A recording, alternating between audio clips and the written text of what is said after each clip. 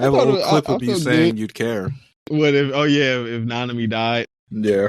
Yeah, and you know it's great. That's what I felt like would die. That's the only person I can see that would hold weight in death. Like if what's her name? I think I might be right about what's her name dying though. I don't know yet. I didn't spoil myself or anything. But remember I was saying she's weak. Like I can see her dying because she's weak. Yeah. And I think she's about to get clapped by Mojito. Well, she is going to get clapped by Mojito. It's just a matter of if he actually kills her and brings her body to Yuji. I haven't watched the episode yet, but I, mean, I haven't either. I I have haven't the watched the same episode feeling based off of things I've seen. Yeah, so I don't know. Like her death, I could understand. Nanami basically was already dead. Like you were saying last episode, you were like, you think he's already dead, and I was like, he might be able to get to a doctor or something, but he was pretty much just literally halfway, 1 foot in, 1 foot out, like That's in what I was life and death. saying. Like he was just walking. He was seeing Malaysia and water and beach. He was ready. He was ready to go, man. He was ready to go.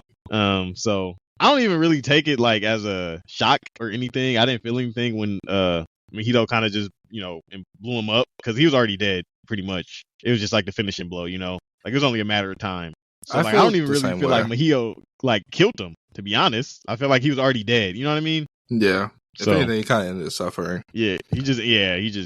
So I felt the same exact way. Like I thought that him dying, the week before, not the week, 2 weeks before. Yeah. Because I had a feeling he would die based off of spoilers and everything else. And I felt like if whatever scene he dies in, I would probably be impacted a lot, but I wasn't really impacted that much because, like I was saying, and he was ready. Dead. He was ready to. He was like, bro, I don't even. Because I mean, let's be real. When he came back to the Jujutsu sorcery, he only came back because didn't Gojo ask him, and he was like, shit, I'm not doing nothing anyway. I'm at this dead end stock job, and so he was like, yeah, I guess I could do so. Yeah, he didn't have any purpose, and so he was just like, let's just do this. Why not? I'm not doing anything anyway. It seemed, not to say he was suicidal, but it did almost feel like he was kind of over life in general. He was like, I don't know what I want to do. I don't really want to. I'm working this dead end job. Like it wasn't even dead end because he was making a lot of money. He was a stockbroker for like wealthy people, so he probably was making a lot of money. But he was just like, it's boring, and he didn't really have anything, I guess, to live for. And I guess Gojo asked him to come back, and it gave him some sense of purpose. But even then, while he was doing it, he was like, I don't even know if I really want to do this. I'm kind of just doing it because Gojo asked. So yeah, but then he had some people like Gojo and the guy with the other guy with the mask. The guy with the mask. Ino too, and the barrier guy. And then he met Yuji, and those were like important people to him, and Megumi or whatever. Yeah. So it gave him somewhat of a purpose. Yeah. And then like I was saying, like he was already half dead after Joko. So he was just walking around. He was not going to make it to Shoko. He was not even moving in the right direction. Like he was trying to find. And really, they were going to lose. They were going to lose to the crab dude or the lobster guy. You said they were going to lose? Yeah, when they were in his domain. Yeah, they were. If Toji didn't show up, they would have lost. Yeah, that's what I'm saying. Like he was going to die already anyway. Like right there. So it was just like it was just prolonging his death. He's outclassed for the area he was in. Yeah. Despite, I mean, he could have made it, if he wasn't burnt half to death. He probably could have gave Mojito a good run for his money because he did it already. Even though I know Mojito is like way more stronger compared to when they first fought. He's matured a lot. Like he's mastered his domain from what we know. And he was real young the first time Nanami fought him because Nanami fought him twice. He fought him one time underground in the sewer, and he was doing pretty good. And then he was able to escape. And then he fought him a second time with Yuji when they jumped him.